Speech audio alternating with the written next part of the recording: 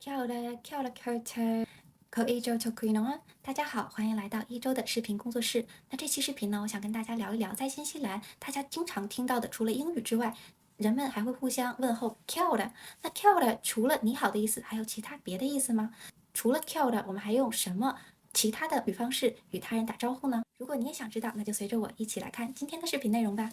我们经常说的 "kill" 了，其实在新西兰除了你好的意思，还有谢谢、再见的意思。这个词呢，用途非常广泛。它的含义，有点像对别人的一种承认、一种赞美。有些时候呢，人们在打招呼的时候会说 "tenakui"。那 "tenakui" 这个词呢，只用于对单数一个人来打招呼，因为在毛利语当中，一个人的单词叫 koi。那如果说我向两个人打招呼，那这个词就叫 kodua。那所以说，如果我走在街上，迎面来了两个人，我会说 tena kodua。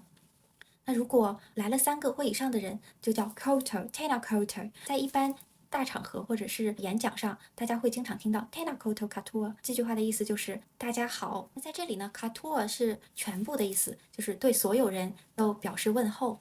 如果早晨的话，我们也会经常听到别人说 morning 呢。morning 呢这个词呢，其实是一个外来语，是从英语中的 morning 演变过来的。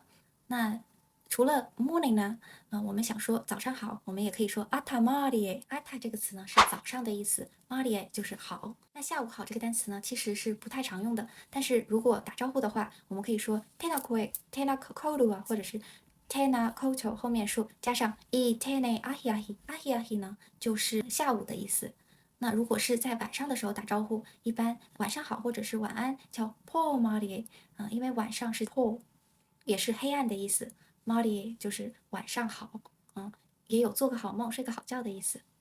所以下次如果再有人向我们打招呼的时候，我们也可以回应他们跳了，或者告诉他们 tena kue 或者是晚上的话，我们可以说破 Molly。你学会了吗？那这期视频就到这里 k a k i t i a n o